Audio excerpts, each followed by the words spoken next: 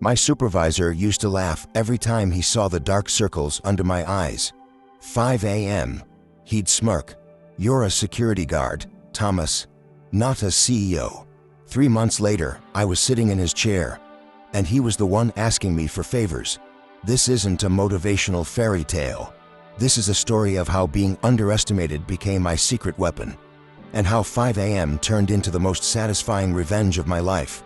If you've ever been overlooked, laughed at, or told you'll never be more than this, hit that like button right now.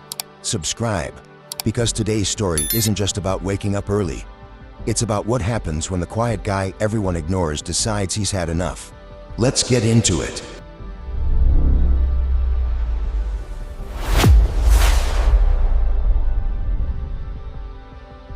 Thomas was 32 years old and invisible.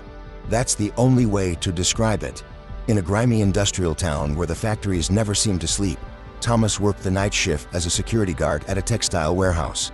Every night at 8 p.m., he clocked in. Every morning at 6 a.m., he clocked out, shoulders stiff, eyes burning, stomach empty.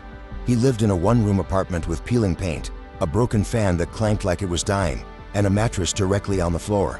His shoes had holes. His shirts were faded from too many washes. But the worst part wasn't the poverty. It was the feeling of being stuck.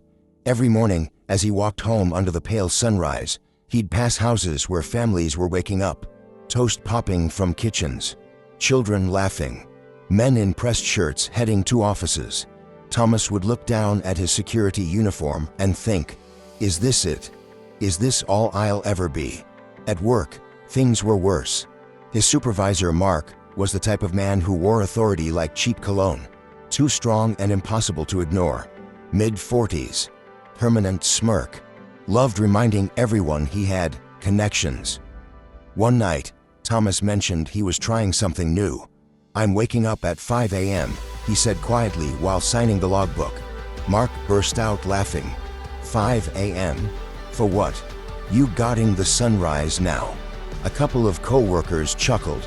Thomas forced a smile. "I'm learning accounting," he said. Mark leaned back in his chair. "You? Accounting? Thomas, you barely finished high school. Don't embarrass yourself. Just focus on not losing the keys." The room laughed again. Thomas felt heat crawl up his neck. His jaw tightened. His fingers dug into the clipboard so hard the paper bent. He said nothing. But that night, walking home under the fading stars, something shifted inside him.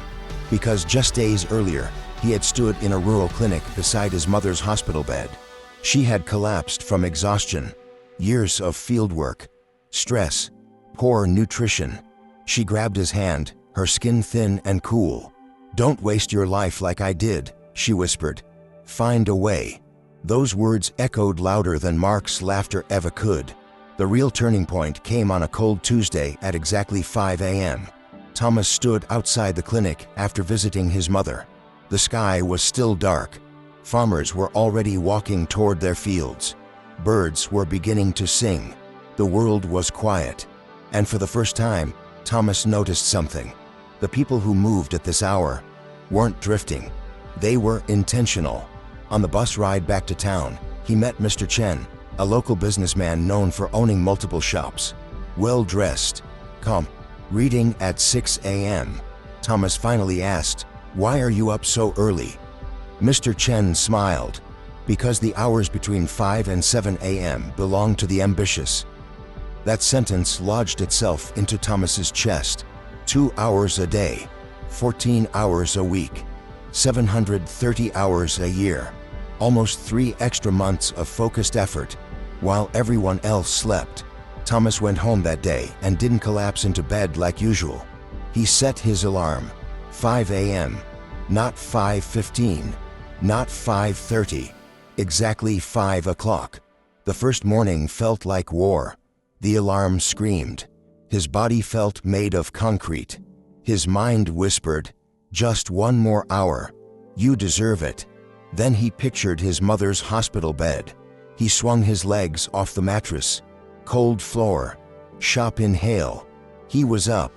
From 5 to 6 a.m., he watched free Excel tutorials on YouTube. At first, None of it made sense. Cells, formulas, pivot tables. It felt like a foreign language. From 6 to 6:30, he walked outside. The streets were silent. The sky slowly shifted from black to blue. From 6:30 to 7 o'clock, he read about basic accounting principles. Then he slept from 7:30 until early afternoon before his shift. Mark noticed quickly. "You look terrible," he said one night. "That 5 a.m. thing still going?" "Yes," Thomas replied. Mark smirked. "Let me know when you're CFO." The mockery didn't stop. If Thomas yawned, someone would say, "Guess he tried to conquer Wall Street again." Every joke was a spark. Every laugh, fuel. Something strange happened around day 20. Thomas woke up at 4:58 a.m. Before the alarm, his body had adapted. The Excel tutorials started clicking. He could build spreadsheets, run formulas without pausing the video. He completed his first online certificate. For the first time in years, he felt competent, capable, dangerous. By month 2, he had finished 3 accounting courses. He had lost weight. His posture changed. His voice grew steadier. Even co-workers noticed. "Did you join a gym?" one asked. Thomas smiled. "No. I joined 5 a.m. The warehouse had a long-standing problem. Inventory errors, missing stock, confusion in records." Thomas saw it clearly now. So one morning at 5 a.m., instead of watching tutorials, he built something. A clean, simple Excel inventory system tailored specifically to their warehouse.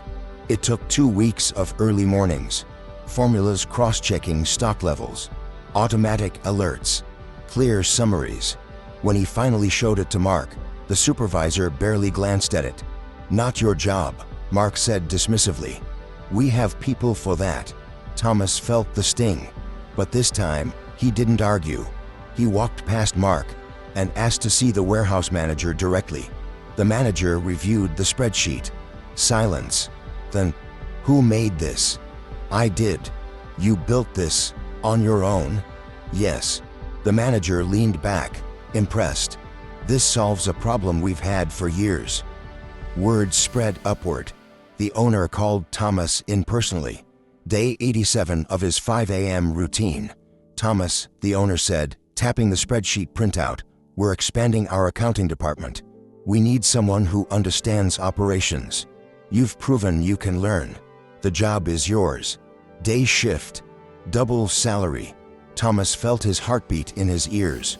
Mark was standing in the corner of the office when the offer was made. For the first time, Mark wasn't smiling. The real revenge didn't happen in that office. It happened 2 weeks later. Thomas had officially moved into accounting. Clean desk, computer, daylight through the window. One afternoon, Mark knocked on his door. Knocked. "Hey, Thomas," he said awkwardly. "I need help understanding the new inventory reports." Thomas looked up slowly. This was the same man who laughed at him. The same man who said, "Focus on not losing the keys." Thomas kept his voice calm. "Sure. Have a seat." Mark sat down. Thomas walked him step by step through the spreadsheet he built at 5 a.m. No sarcasm, no cruelty, just competence. Mark cleared his throat. "You've done well." Thomas met his eyes. "Thank you." And that was it. No shouting, no dramatic speech, just quiet dominance. The kind built in the dark while others slept. Revenge doesn't always look like destruction. Sometimes it looks like growth. Sometimes the most satisfying payback is becoming so valuable that the people who underestimated you have no choice but to respect you. Thomas didn't ruin Mark's career.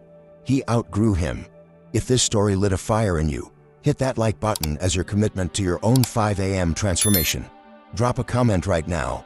What will you build in your first hour tomorrow? And if you love stories where the underestimated win, subscribe to the channel. Because every week, we bring you real stories of quiet comebacks and earned revenge. Remember this. The world belongs to those who are awake when everyone else is sleeping. Tomorrow morning at 5:00 a.m. Will you be